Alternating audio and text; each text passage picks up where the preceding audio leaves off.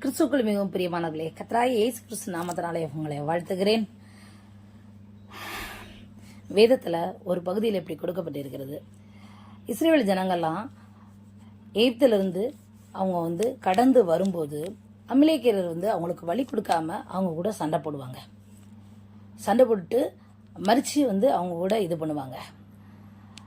அந்த சம்பவத்தை ஆண்டவர் மனதுக்குள் வைத்துக்கிட்டே இருப்பார்.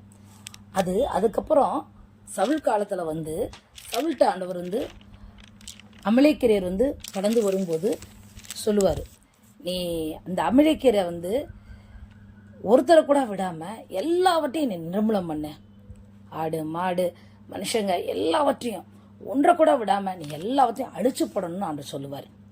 அந்த இஸ்ரவேல் ஜனங்களுக்கு கடந்து வரும்போது அவங்க இடம் கொடுக்காதனால இந்த அமலேக்கியர் மேலே உள்ள கோபத்தினால ஆண்டவர் எல்லாரையும் அழித்து போடணும் அப்படின்னு சொல்லுவார். ஆனால் அந்த சவுல் என்ன பண்ணுவார் தெரியுமா?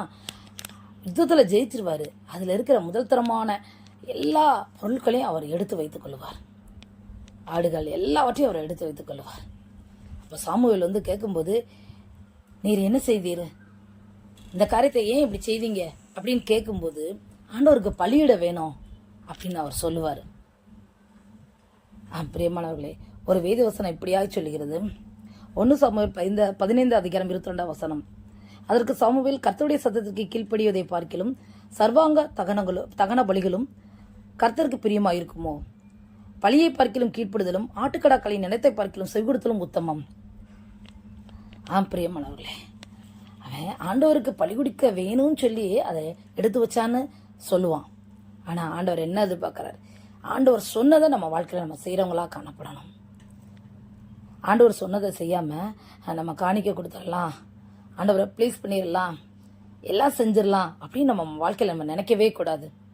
ஆண்டவர் ஒரு நாள் அதை ஏற்றுக்கொள்ளவே மாட்டார். நீ இதை செய்யினா அதை நம்ம செய்யணும், அப்படியே செய்யணும். சொச்சங்கிச்சம் அப்படி மிச்சம் வச்சுட்டு இருக்கக்கூடாது. அதனால தான் ஆண்டவர் என்ன சொன்னார்? சவுலை புறக்கணிச்சிட்டாரு. நீ ராஜாவாக இருக்க வேண்டாம் அப்படின்னு சொல்லி புறக்கணித்து தள்ளிவிட்டார்.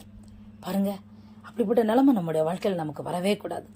ஆண்டவர் புறக்கணித்து வாழ்வது ஒரு கொடுமையான வாழ்க்கை.